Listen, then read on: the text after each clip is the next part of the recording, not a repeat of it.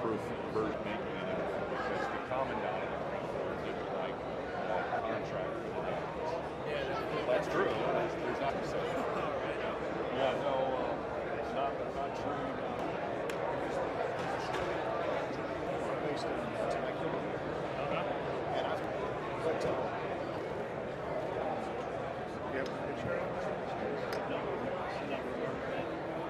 How long ago was that?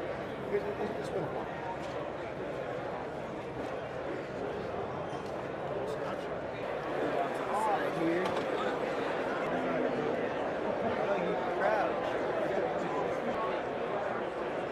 Huh? Yeah. How you doing, guys? Good. No. All right. Do it. I want it. Yeah. You have to zoom in really far. Is that since the... I told Brian he's about to owe a case of beer. Yeah.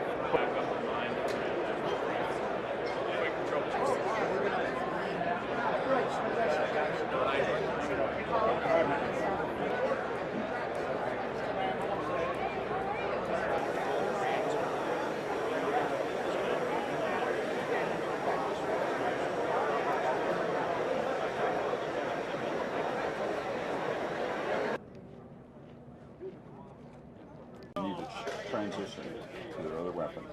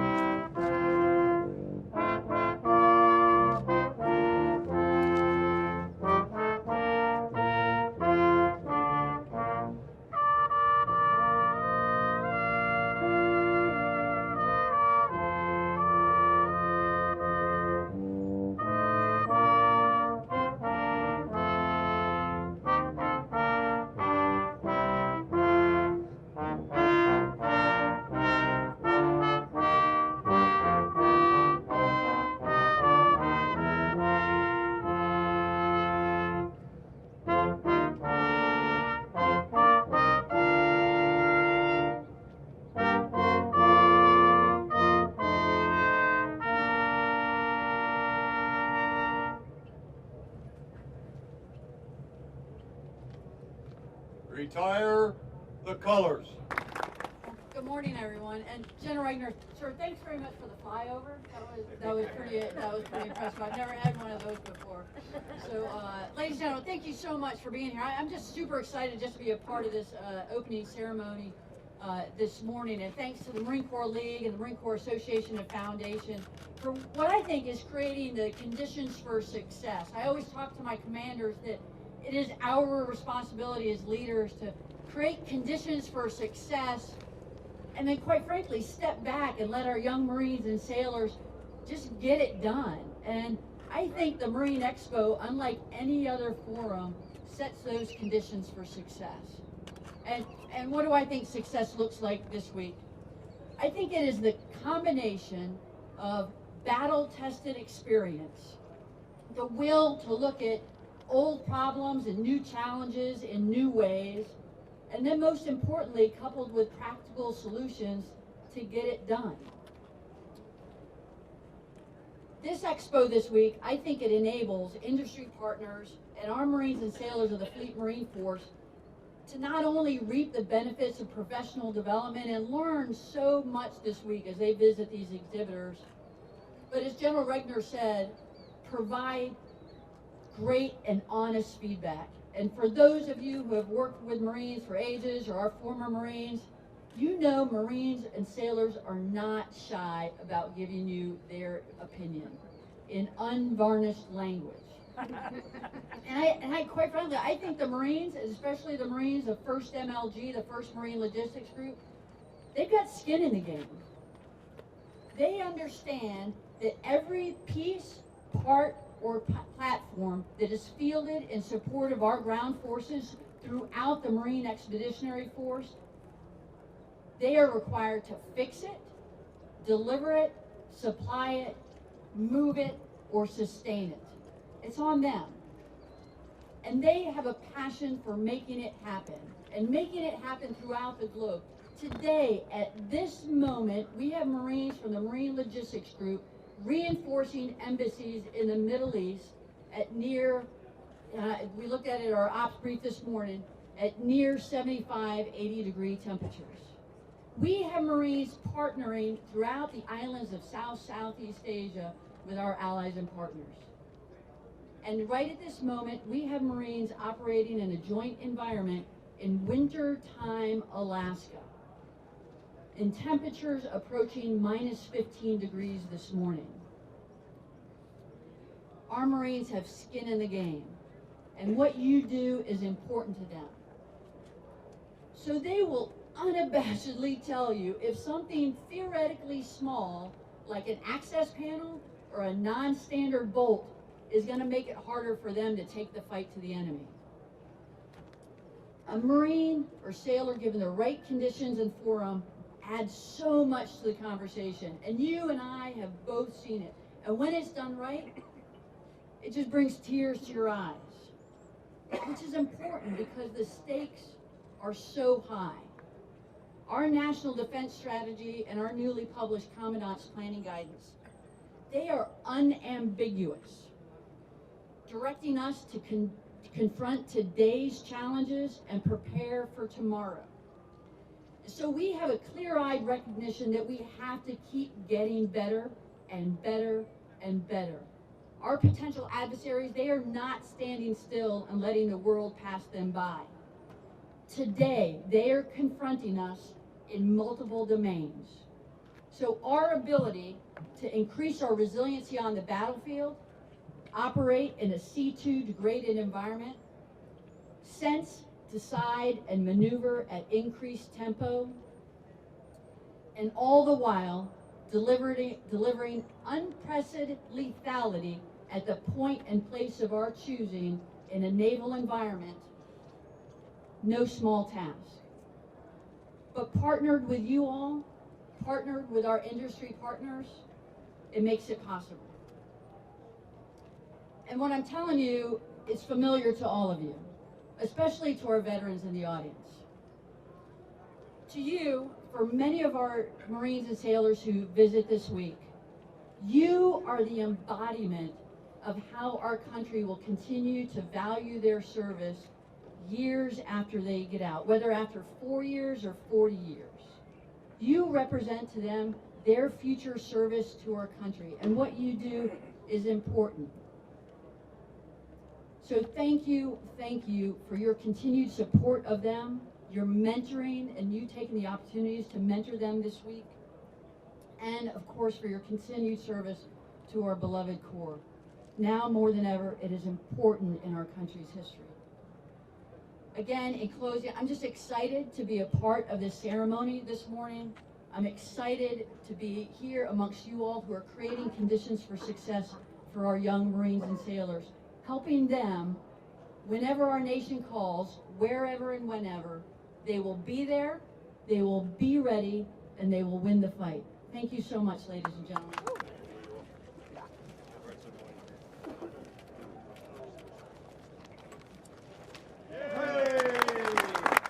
Sure.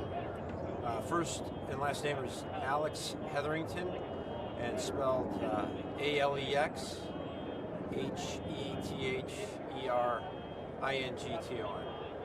I'm the show director for the Marine West Expo, so I do all the coordination with Marine Corps Installations West to enable us to be here and do what we're doing here in the 22 area of Camp Pendleton.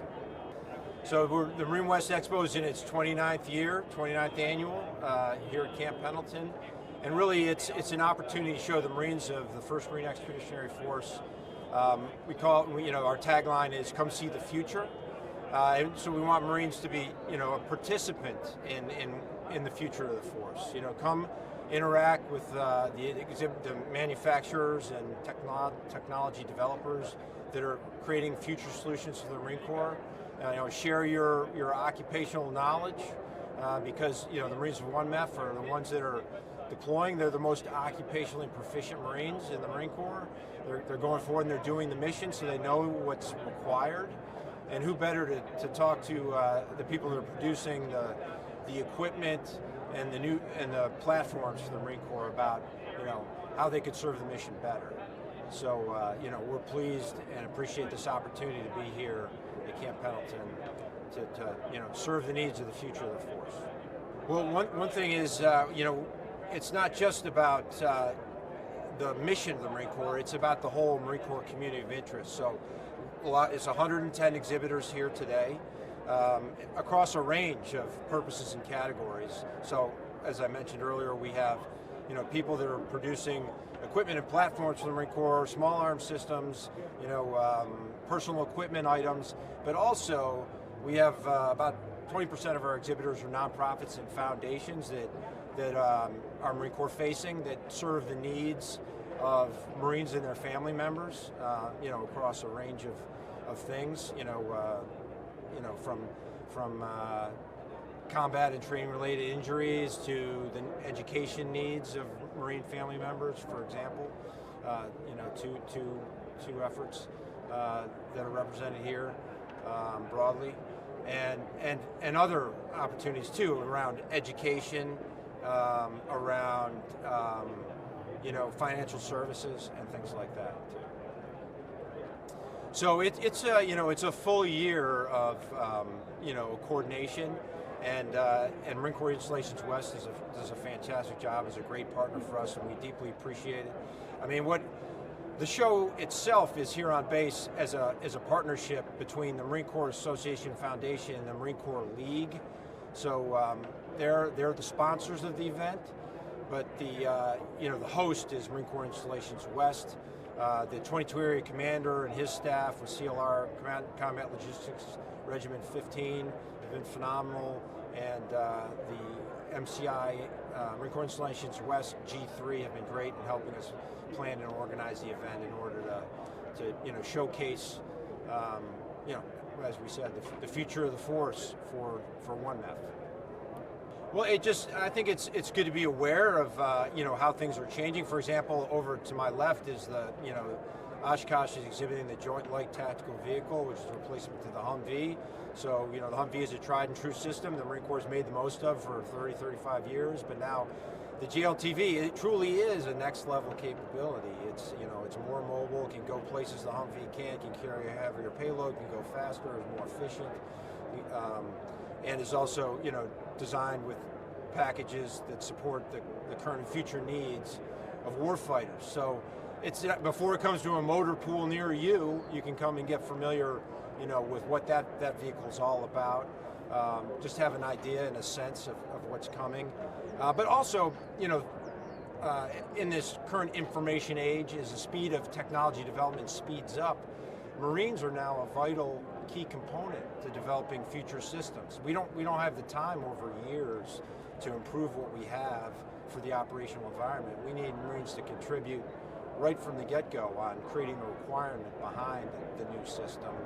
And so these expos play a small role in helping define and be a clearinghouse for good ideas on what the Marine Corps needs to be mission effective in the future. I'm Cor Villacorta, role. I work at Outback Outbound. MO is admin on 111. I am from Houston, and I'm currently the NCOIC of Outback Retirements.